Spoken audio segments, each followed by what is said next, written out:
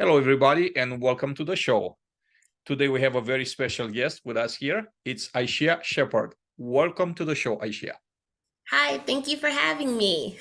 Aishas is the Assistant Vice President with AMC Delancey Group out of Pennsylvania.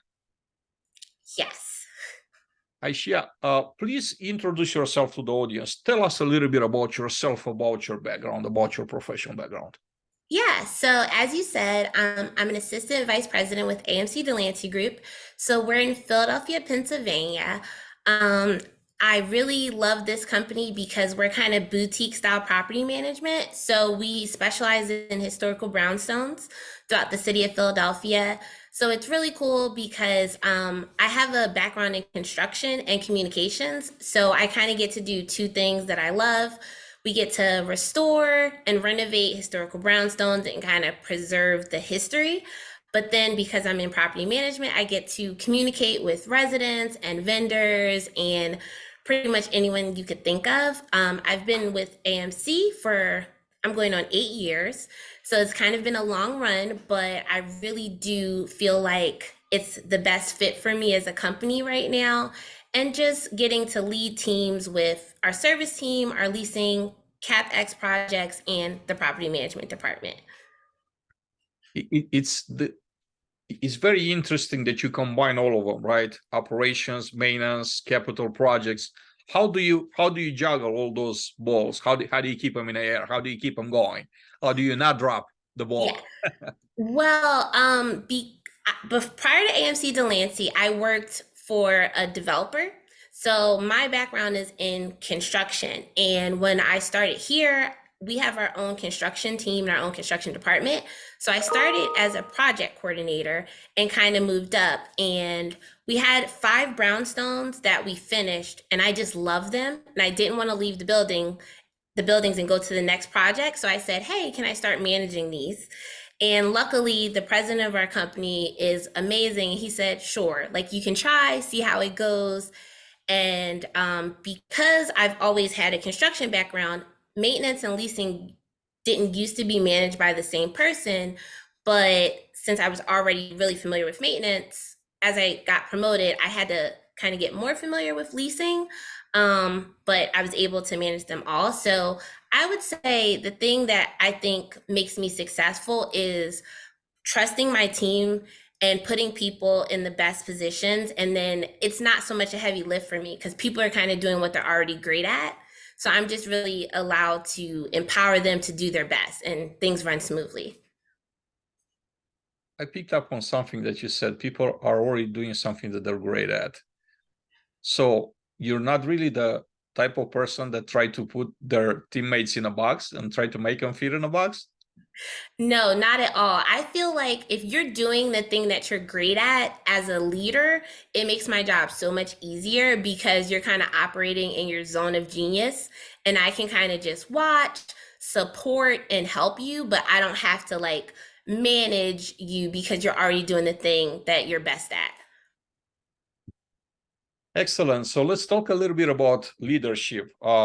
I will ask you if you could share a leadership challenge that you faced in your career and how did you address it and what the outcome was. Yeah, so like I said, I didn't really have any background or I'm not even a great salesperson. So leasing and kind of taking over that team was a struggle for me because I had never done it. I wasn't really familiar with it.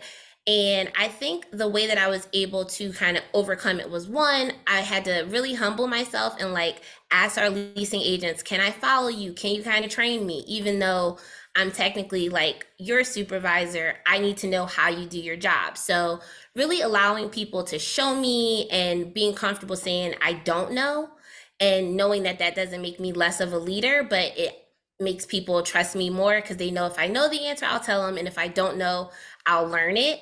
So that was my biggest challenge was like taking over the leasing team because I didn't have any like prior knowledge to about leasing or anything like that. I love how you share this, right? Saying that I wasn't good at this. Like I never done it, right? It's not that I wasn't good at it. I Yeah. never done it. So I had to go and ask the people that were actually doing it for them to teach me. Uh, that's very refreshing, right? Uh, oftentimes people believe that if you're in a higher position, management position, like you should know it all, like you should literally know everything that it's out there to be known. But you said also that you had to humble yourself. That's also very great. It's also a very hard thing to do for people. For us, we're just not wired that way, right? We're not easy to accept that we might not know something, and especially go down and ask our teammates, hey, like, how do you do this? Could you tell me how you do it? That's an amazing thing, and again, like, very, very refreshing. um As far as strategies for you to ensure high level of tenant satisfaction and retention in the properties that you oversee, could you share some of the things that you do that work well? And also, I want to put things in a context when I ask this question. Context being that your properties are fairly small, right? Mhm. Not large number of units, and they're scattered. So if you could give us a little bit of a context, like what does the portfolio look like Mhm. how large the properties are, just so everybody understands.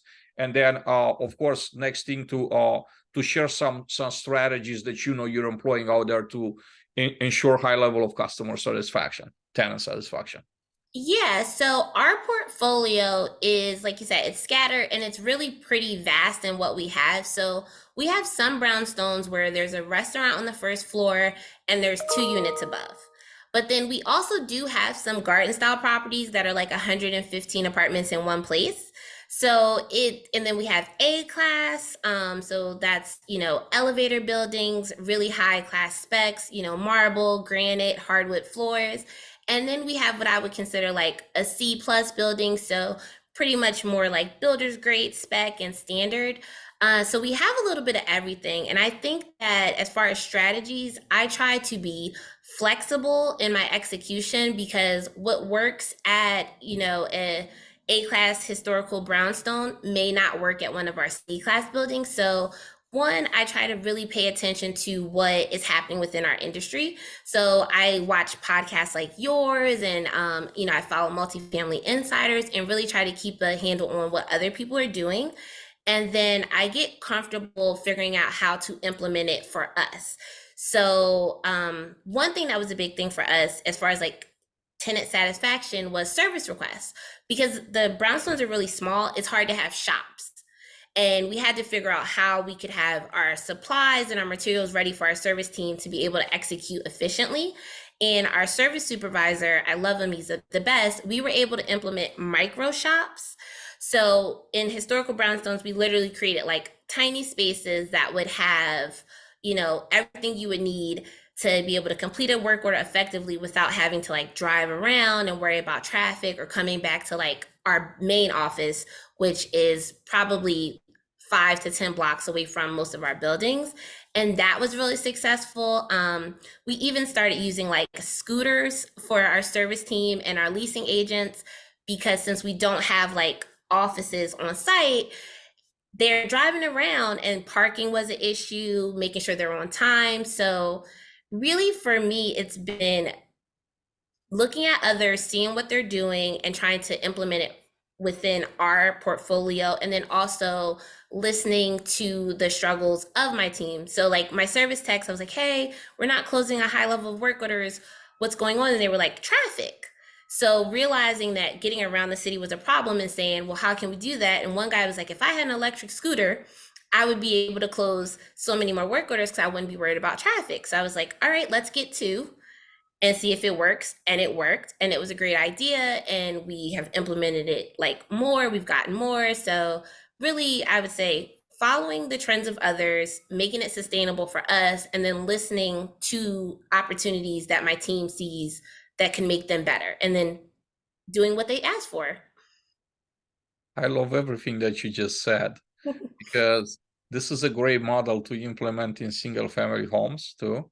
I think that that industry is still developing, is still in infancy phases, even though it hasn't started like last year. It's been around for as an institutional business for 10 to 12 years. I think there's a lot for them to learn. I do want to ask you one detail, right?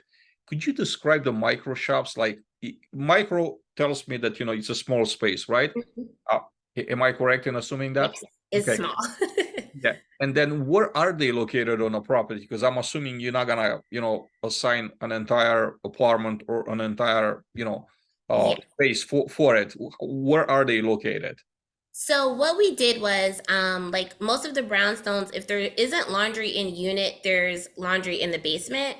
So we kind of renovated the laundry areas and literally put up walls to make a closet behind the laundry space.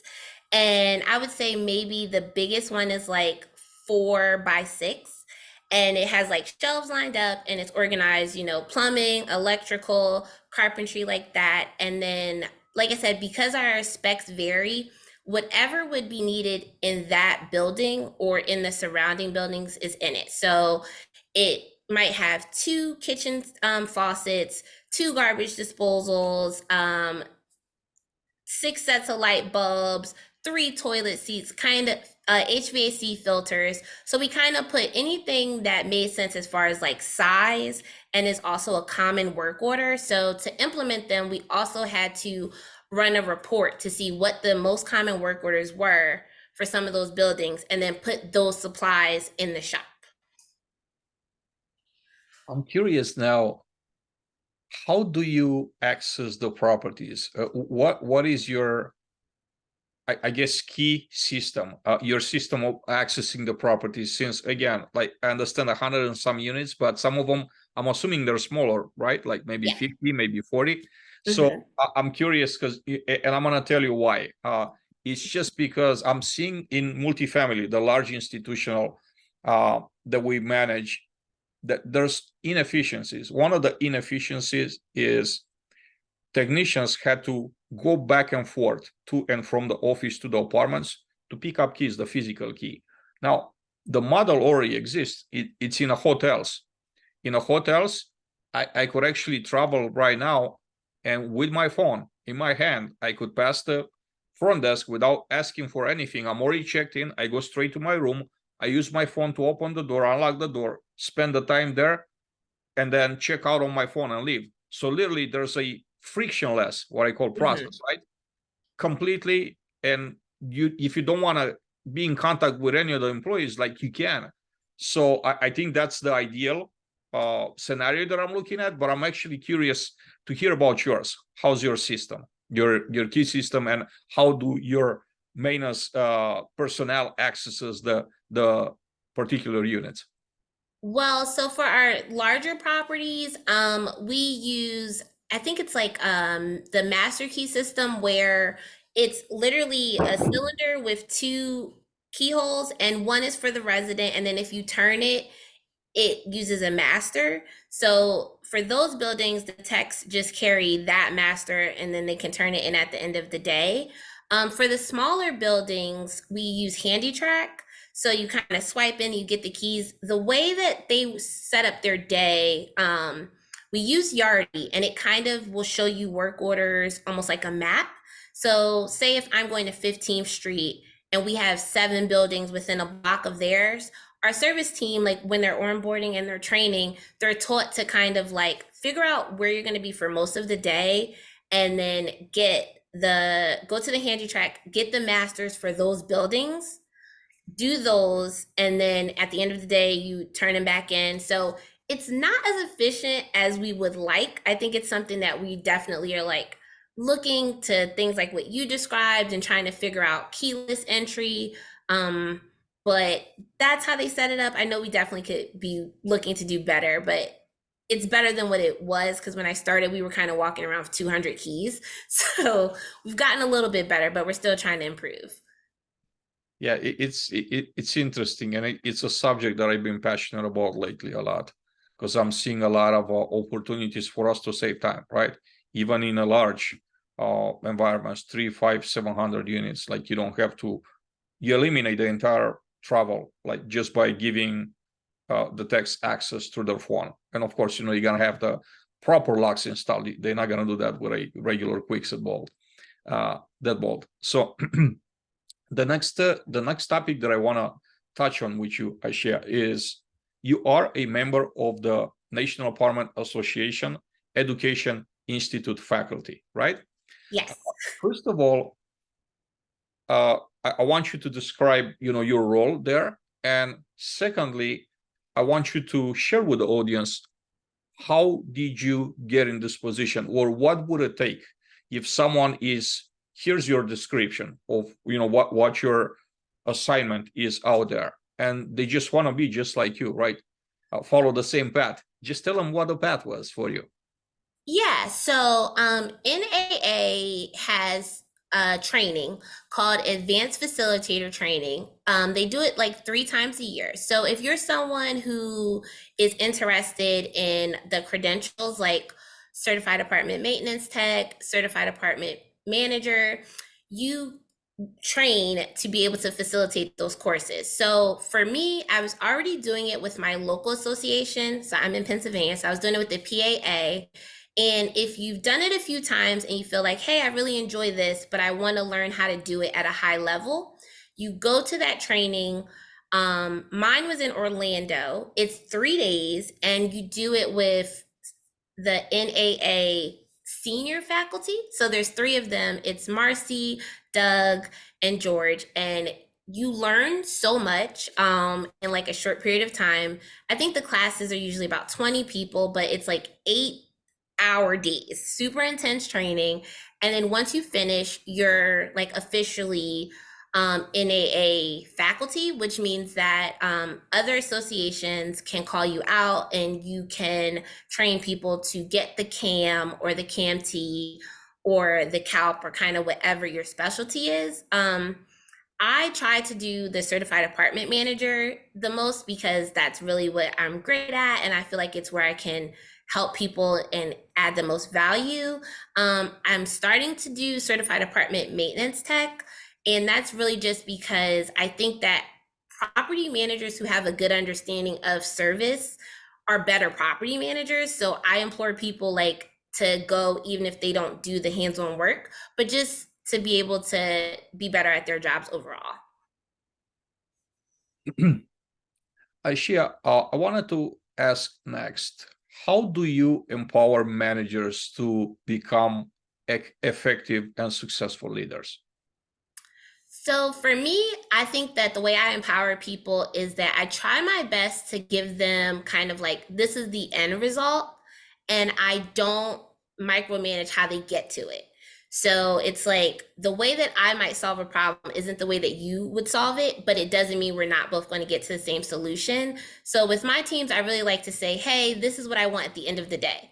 However you choose to get there, as long as you stay on budget, stay on time, you're good to go. And I do that even with like our porters. So I think empowerment starts at all levels. So for even our porters, if they're, cleaning the properties and they say, hey, every time we clean this property, these bags are ripping. I'm like, okay, find me a spec that's not going to rip and works for you. So I think you have to start empowering people before they're specifically managers, and then they'll get comfortable making decisions and solving problems. So really starting at all levels within our company.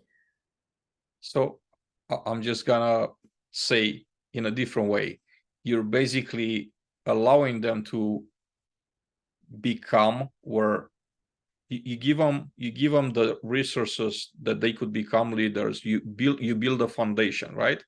Yes. And based on the foundation that you build, they become leaders, not the other way around. Exactly. Next, I'd like to ask you to elaborate a little bit about your involvement with the NAA Diversity Leadership Program. How has this program influenced your approach to diversity, equity, and inclusion in a workplace? Yeah, so I'm so happy that I had this question because I love this program. So the Diversity Leadership Program has been in place for, I think this year's the 4th year. They pick 15 people across the country who are somewhere between like mid-level management and executives who are from underrepresented groups, and they put us together like a cohort, and you have like monthly meetings and you kind of discuss challenges you're having as leaders, things that are affecting our industry, and you get to really like grow together and learn. I was in the class of 2021. which was just like an amazing cohort. So many people who are in it have like gone on to win national awards and do all that great stuff. But really, the biggest part of the program for me was that you get assigned a mentor. And I think having a mentor that's not at your company is really a game changer because you get this whole new perspective. So I love my organization and I love like everyone I work with, but having someone who was outside of my organization be able to give me perspective and say, well, this is what I do here and this is how I've been able to solve problems. When I brought that back to my organization, it not only made me better, but I feel like there was growth for us as a company. So I would say for me, the best part was, being assigned a mentor and really understanding what my career could look like in the next 10 years and having that perspective. You are also the vice chair for the RPM Careers Committee. I wanted to ask you to share some initiatives that you have led or you have been involved in to promote careers in a residential property management industry.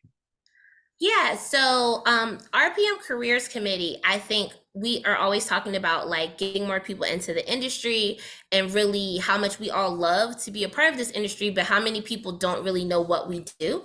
So as vice chair this year, RPM Careers Week is the week that the National Apartment Association really promotes our industry to others. And I'm like the head of that part of the committee, and we increased like involvement and engagement for RPM Careers Week by I think 101%. And I'm really proud of that because I think that it really shows people what our careers could look like, what our companies do. So that's been great. And then also Dr. Debbie, who, if anyone's watching this, I'm pretty sure they know her. She's like royalty in multifamily housing. She's on the committee and she heads up like workforce development along with the chair of the committee, Carolyn Lewis. And they are doing wonderful things with a lot of organizations like DECA. So they're introducing our industry to people who are still in college or people who are high school graduates who kind of don't know where to go and what to do. So that's been exciting to watch and really see how we can get people into the door earlier as opposed to people who are just like, oh, I went to school for something else and then I ended up a leasing agent or I ended up a service tech or whatever the situation is. So those two initiatives have been something I'm really proud of. So the workforce development and working with like DECA and then actually doing RPM Careers Week. I'm really not familiar with what DECA is. Could you elaborate a little bit? Yeah, so DECA is an organization and it has basically two parts. One part is for high school students. So really, if you are someone who's in high school and you're ambitious and you kind of know you want to do something, but you're not sure what you want to do, each state has its own like portion and they have like projects that they have to do. They get taught a lot about entrepreneurship, career development, all that stuff. And then there's also a DECA organization for college students.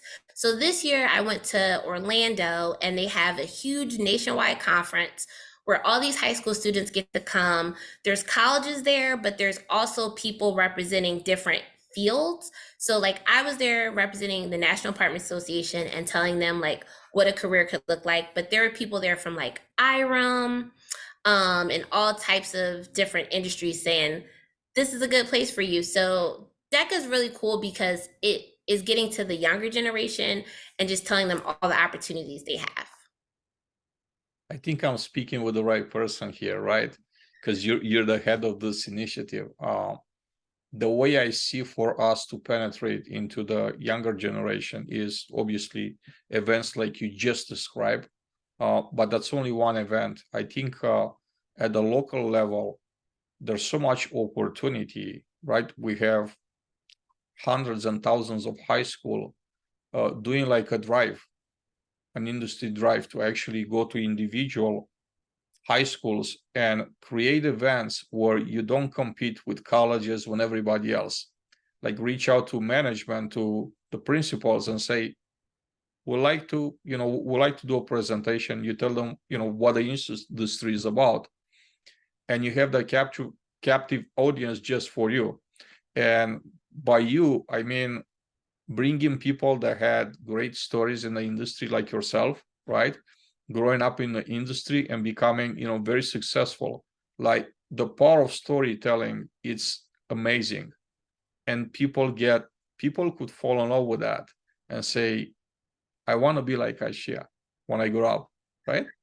And I think that'd be very powerful. And there are thousands of stories that we have, amazing stories of people that start as leasing agents, they start as, groundskeepers, they became CEO of the company, president of the company. I mean, that's very powerful. It doesn't get a lot better than that if your choice is to get a job. Like if you're not going to go work for yourself, you're going to be a part of organization as an employee. There's no, better than that. Like start at the very bottom, like very entry level, and work your way up to actually be the leader, like the top person in that company, right? Yeah, I totally agree. And our NAA staff liaison, her name is Shelly. She is kind of doing similar things to what you said. She's been going to different cities and like meeting with the mayors and talking about how people within our industry can get in front of high school students and like tell their stories. And I think to your point, storytelling is so impactful because I'm not just saying go get a job. I'm telling you kind of like how I got here and what I had to do. And I know like I've seen so many of your LinkedIn posts, and you do a great job of storytelling because you show pictures of when you were a baby and with your parents and how you got here. And I think for me, when I see that, it's like, okay, now I know more about Adrian. I know his role, and now you're in this amazingly big company, RPM Living, and doing wonderful things, but just seeing that the growth is possible. Because for some people, you have to see it to know that it could happen. And you have a different background than me. And I think it's important for people to see you and what you've been able to do, but then to also see me and see, anyone who's doing well in the industry. So I think storytelling, to your point, is like an amazing way to reach younger people and also just let them see themselves within our industry. People resonates with part of our stories, right? It might not be the entire story. Everybody has a different story, but they could pick bits and pieces and say, okay, he struggled with this. I am that person. Like I am that person. I am that boy. I am that girl, right? The struggle with the same thing that he or she struggled with. I could overcome that. I think at the end of the day, this is the most powerful story, is that not what we faced, all the challenges or the hardships, is really how we overcame, because this is how we got here. We didn't get here just by whining or pointing out the situation that we were in. We fought through it and we overcame. And that is the most powerful thing that we could share with others. And when you storytell, people feel like they're part of your ride. They're part of your journey, right? Mm-hmm. Bring them on to your journey. That's the reason why I do what I do on LinkedIn. Like you said, I post about my journey, because I know there are others out there that might look at what I've done and say, well, this is not for me. How am I get to that? To become that person, or just like Adrian, or like you, right? But they can't really visualize it. But if you actually walk them through your story, what you faced, how you overcame and everything, they get inspired. Like, hey, she did it. Like, this is not impossible. It's not out of my reach, right? She had so much to overcome. So I think for that reason, this is super incredibly important that we do that, more of it. Yeah, and it's also because, representation matters. So I know you said like you're not originally from the United States. That is important for people who aren't from here to see you and see that you're thriving and doing well. Like I'm a Black woman. I feel like it's important for people who identify like me to see themselves and say, okay, I see this person who has a similar experience to me doing it. And to your point, like that it's possible to overcome these things and kind of like giving them a guideline. You're not going to do exactly like me. They're not going to do exactly like you, but just saying, this is how I did it. You can tweak it and you can make it you, but it happens. And this is, just something you can follow. One other thing that I kind of skipped through our conversation, but I want to get back to a little bit.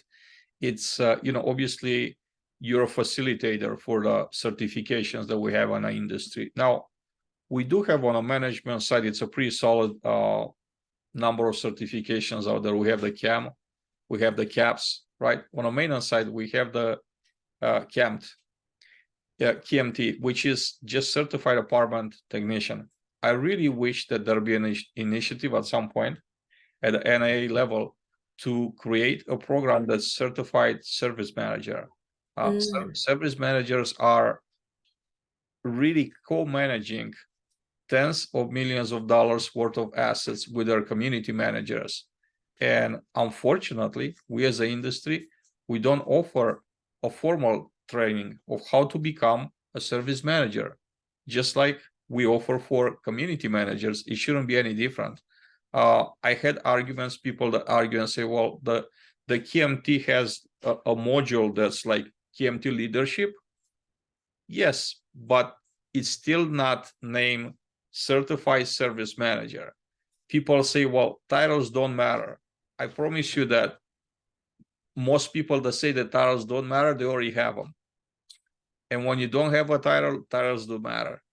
And it's very important to acknowledge that someone it's a professional, a trained professional, when you say you're a certified service manager, not I have this certified apartment maintenance technician leadership certification. Mm-hmm. What does that even mean? I mean, I get what it means, but like it's not the same, right? So I wanna get your thoughts on that. I'm very passionate about the subject. No, so I totally agree, and I think it's because I come from the construction background. So for me, I always think that my properties don't run without my service team. And I use an analogy like kind of like in sports when they say offense sells tickets, but defense wins games. Like your leasing is your offense. So it's fun and it's shiny. And when they lease, you get to go, yeah, we're at 100%. But it's like, who turned those apartments? Who completed those service requests? So for me, my service team is as important as any other component of the company because I understand how much they affect retention. And I also agree, I lead with my service supervisor. We work together. I call him my work husband because I value his input at such a high level. He usually knows things even before me because he's seeing the problems before me. So I do think that having that credential would be amazing because he isn't just a technician. And there's nothing wrong with being a technician, but not only is he a technician, so he's in charge of himself, but he does lead teams. And you do have to have a level of leadership skill to manage as a service supervisor that I do wish was recognized. And kind of to your point about titles, I do think once people have titles, they're very quick to say, oh, it doesn't matter what you call yourself. But when you're still up and coming and you're also trying to know your worth, it's really important to have the credentials behind it. And I do wish that we were working on something like that.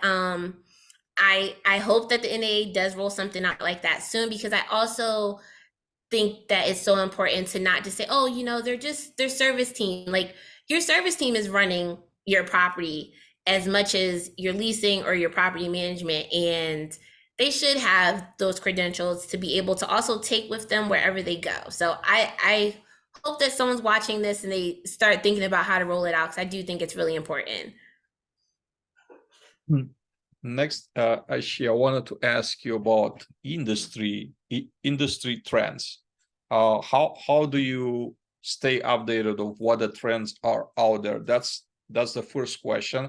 And once you tell me, I'm gonna have a follow-up question, like a second after that.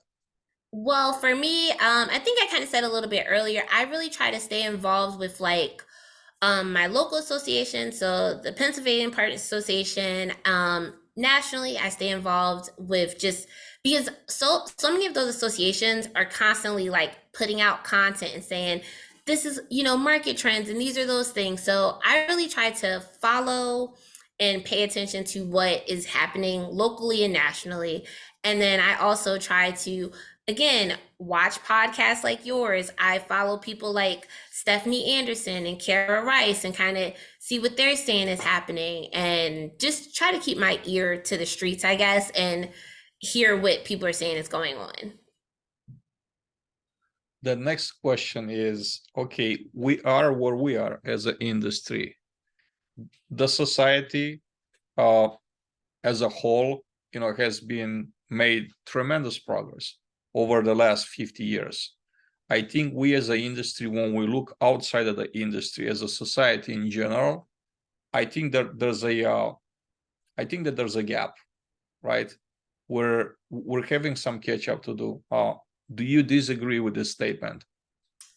Do you mean like a gap as far as progress and changing? As far as how things work in society in general, like, for example, I'll just give you an example.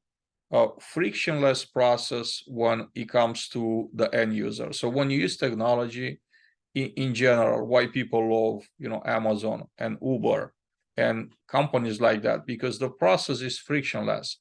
There's like these companies can, perfected their systems to where it's like a science, got all the obstacles out of the way. Like if you want to buy, they gonna make it to where you could buy things with one click.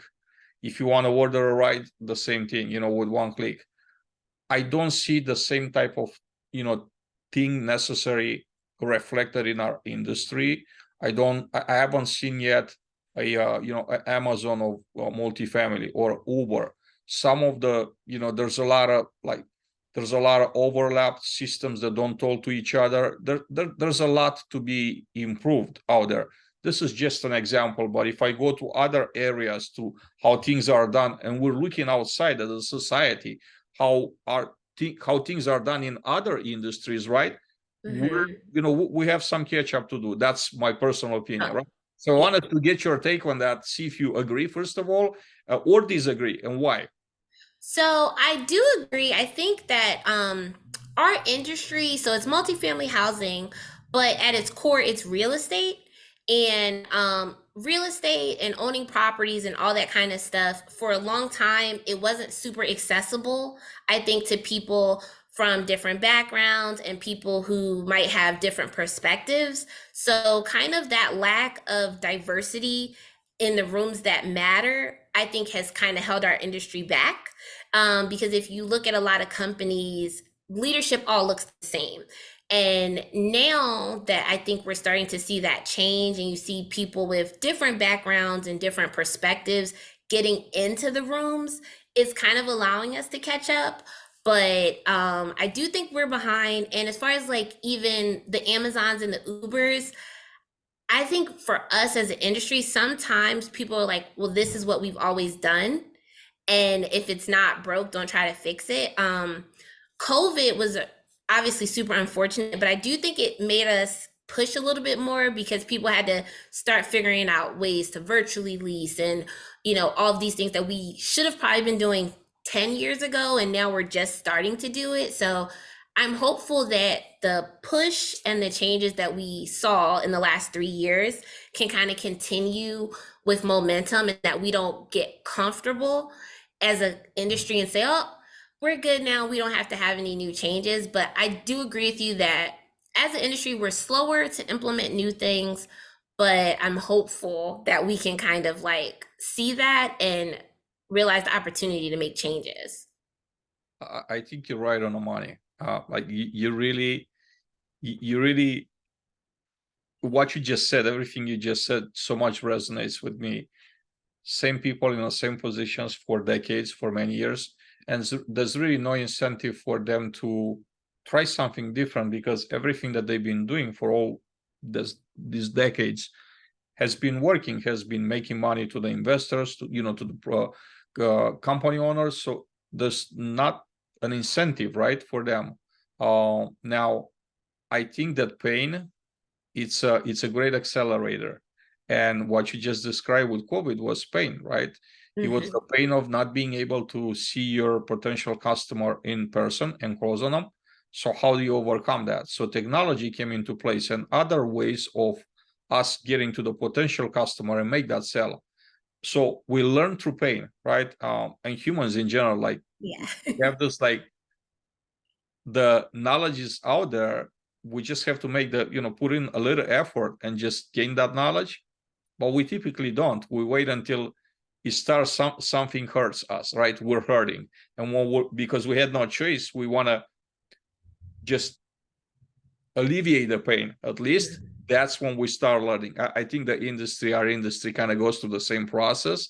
We're not really willing to bring in the new that's out there in the world in other industries and embracing it until it becomes a painful situation for us. And we use that as a magic pill to alleviate the pain for us. Yeah, I think your biggest growth comes when you're uncomfortable. And as an industry, COVID really made us all uncomfortable because we were at a place where it's like you knew you were going to get certain returns. Everyone kind of knew what their KPIs were going to be. So, us being uncomfortable, I think, is kind of like the best thing that could happen. And like I said, I just hope people don't lose that momentum and we can keep making strides forward. Absolutely right. There's no growth in a comfort zone, right? Exactly. Or no pain, no gain. Yeah. You just won the National Apartment Association Emerging Leader for 2023. So congratulations. What would you consider as being your biggest achievement in the industry so far? So I would say my biggest achievement so far has been completing the diversity leadership program. Because again, it was a year long and it was a lot of work. And I think from there, as far as we just talked about, like being uncomfortable, it really pushed me out of my comfort zone. Within that year, I got promoted twice. So there was like a lot of growth for me from that. And I think that that's kind of what I'm most proud of, is being a part of that program. And now, having completed it, being able to like pour back into others and mentor people myself now and just really give back. Next segment of our conversation, Aishia, is rapid fire questions. Okay. You ready for it? Yes. Okay, so how did a failure or apparent failure set you up for future success? I think that the biggest failure I've had was like when I came into my leadership role and I told you I wasn't great at leasing. That was not a win for like the first 60 days. And it set me back because I'm not used to not performing well. But what I got out of that was the ability to say, I don't know everything, ask my teams. And I think from not doing well, it gave me, to your point, like the pain. It was like I wasn't used to it. And then I was able to really learn a way to manage people that are in roles that I've never done. And that was kind of like something that I take with me now all the time. So I'm comfortable entering rooms and saying, I don't know what's happening here, but I'm going to learn as much as possible. Next one. What advice would you give a young college or high school student ready to enter the real world? I would say, one, just really know who you are, because that's what's going to make you successful. So be comfortable being yourself, be comfortable being different, and then figure out what you're good at and just really steer into that. Like lean into your strengths. In the last 3 years, what new belief, behavior, or habit has most improved your life? So this is kind of weird, but I try not to watch a lot of TV, but I still kind of watch like TV. So I really started saying, if I'm gonna watch TV, I do it on my elliptical. So I like take my iPad and I make myself work out while I'm watching TV. And I've really noticed just an increase in my overall like happiness and the way I feel. So just trying to be more mindful of like working out as opposed to just like being a couch potato. When you lose focus or feel overwhelmed, how do you get back on track? I take a walk. So I think you know this, you're in the industry, a lot of things could be happening at once. And if I feel myself almost being overstimulated or like I'm going to react instead of like thinking about a solution, I just get up from my desk. Everyone at my company knows if they see me just heading to the door with no words, I'm going to take a walk, come back, clear my head, and be better when I get back to my desk. Shia, I really enjoy the conversation we had here. We're about to bring the conversation to an end. So I want to give you the opportunity to maybe answer a question you wish I would have asked and I didn't, or to say something you wish you had the opportunity during our conversation and you didn't. Well, you asked me a lot of great questions, so it's not something you really missed. But I have been just kind of promoting and talking about. I'm in this collective within our industry. It's called Melanin in Multifamily, and it is a collective of Black women who are supporting each other and really figuring out how to pour into each other for leadership, career growth, and all those great things. And it's the 1 year anniversary of that group. So I just want to shout them out and shout out our founder. Her name is Monica Frazier. And if you are not a member of the group and you are a melanated woman, you can find us on LinkedIn or Facebook or Instagram. And if you are not melanated, you can also support on Instagram and like be an ally to that group. How can the audience reach out to you, our audience? Yes. So I'm pretty active on LinkedIn. So you can always message me on LinkedIn. And then you can kind of find me anywhere at this point. I have like TikTok, Instagram, all those good things. And they're all She Leads with Joy, because I try to be a joyful leader. So any of those platforms, you can find me. Aishas, thank you so much for taking the time to come speak with me today. It's been an amazing conversation. I hope that down the road we get the opportunity to speak again for a second episode. Thank you so much for having me. It was a pleasure. Everybody, thank you very much for watching us today. This is Adrian Daniel. I'm your host. This is Multifamily Chronicles, and we hope to see you back here soon. Have a great day.